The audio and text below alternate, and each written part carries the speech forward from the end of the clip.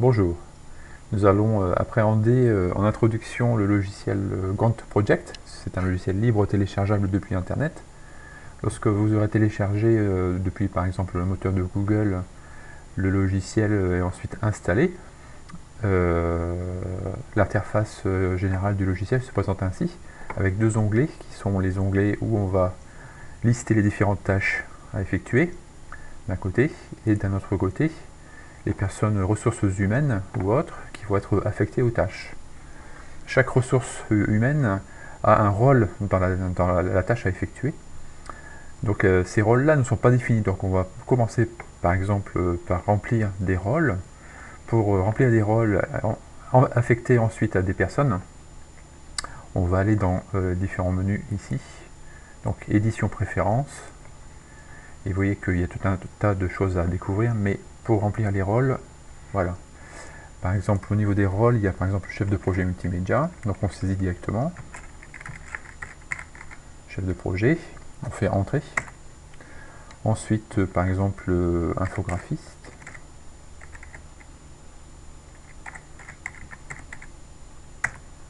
Et ensuite, concepteur, rédacteur, par exemple. Voilà, c'est une liste générale, elle peut être complétée à l'infini. Une fois que vous avez fait ces différentes saisies, c'est vraiment le rôle, hein. C'est pas du tout une personne pour l'instant qui est affectée à ce rôle. Voilà. Donc je valide. Maintenant je vais créer mes différentes ressources humaines. Par exemple, on va simuler un petit projet à 3 personnes. Pour créer une personne, je fais donc nouvelle ressource ici. Et je lui donne un nom, par exemple Thierry. Je remplis les éléments si je veux. Et les rôles qu'on a définis tout à l'heure, par exemple, on va les retrouver ici. Il y a les rôles par défaut. Mais les rôles qu'on vient de saisir à la main, ils sont ici. Voilà. Donc par exemple, concepteur rédacteur. Autre personne, par exemple Sarah. Maître développeur. Puis après, Patricia, par exemple, testeur. Etc., etc., etc. Une fois que les rôles sont créés, que les personnes sont créées, bon, je n'ai pas rempli les éléments qui étaient possibles dans la fiche, vous voyez, il y a plusieurs champs disponibles. On peut aussi préciser des dates de présence pour les congés les vacances ou les congés de formation. On peut les préciser, c'est intégré dans le planning ainsi. Une fois que les ressources humaines sont générées pour le projet, je vais maintenant définir les tâches. Donc je vais dans l'onglet Gantt et je vais définir des tâches. Par exemple, première tâche, j'appuie donc sur ici. Nouvelle tâche qui se nomme comme ça par défaut, je l'appelle par exemple conception. Je clique ici pour lui donner une date de début, par exemple le 20 mai. Pardon. Voilà. En jouant sur la molette, on peut dilater ou réduire l'affichage du temps. Voilà, par exemple. Donc il remet ici effectivement l'intitulé de la tâche, la date de début, la date de fin. Mais ça c'est le paramétrage du logiciel qui est réglé comme ça. Mais je vous montrerai un petit peu plus tard qu'on peut changer les choses.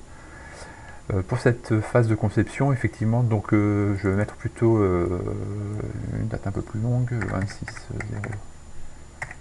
26/05/2020. Voilà. Et vous voyez que là, ce qui est ici un petit peu grisé, c'est le samedi et le dimanche. Donc les dimanches et les samedis sont repérés dans la semaine par une couleur un peu grisée comme ça. Cette phase de conception, je peux affecter une ressource humaine et la faire figurer ici. Pour ce faire, je clique sur cette tâche avec le bouton droit. Je vais dans la propriété de la tâche. Dans la propriété de la tâche, dans la ressource que je vais pouvoir affecter, je vais chercher en cliquant ici, par exemple, Patricia qui va concevoir, par exemple, effectivement. Mais si je veux sélectionner une autre personne, je peux. Par exemple, je peux insérer aussi dans la liste précédente. Voilà. Sarah et Patricia qui sont à autant de pourcentage d'implication dans l'activité de la tâche, l'une que l'autre, à 100% par exemple. Et vous voyez ici ça apparaît. Voilà. Si je veux créer une deuxième tâche, j'y vais, deuxième tâche. Vous voyez que c'est important d'avoir créé auparavant et les rôles et les ressources humaines pour pouvoir ensuite les affecter à la tâche.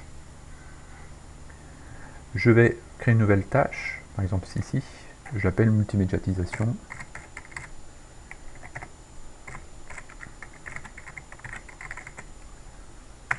C'est une tâche qui peut débuter, mettons le 27/05/2011.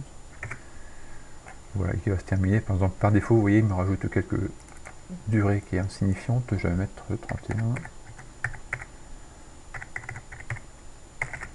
Pas trop de 0. Voilà. Toujours pareil ici, c'est grisé parce qu'on est samedi-dimanche. Voilà. Donc, par exemple, pour différencier la conception de la multimédiatisation au niveau visuel, je peux changer la couleur. Donc, je sélectionne la tâche, bouton droit, propriété de la tâche, et plutôt que le bleu ici par défaut, je vais mettre par exemple un orange. Voilà. Je valide. Et vous voyez, je différencie. Pareillement, en appelant la propriété de la tâche, de nouveau, au niveau de la ressource que je vais pouvoir affecter, ressources humaines, je vais affecter par exemple Thierry, il faut bien qu'il travaille un petit peu, à 100%, et il est responsable de cette tâche. Voilà. Et Thierry est entre parenthèses. Voilà. Donc ça c'est la première étape, c'est une étape d'introduction au logiciel Gantt. On peut aller beaucoup plus loin dans l'élaboration des choses. À bientôt.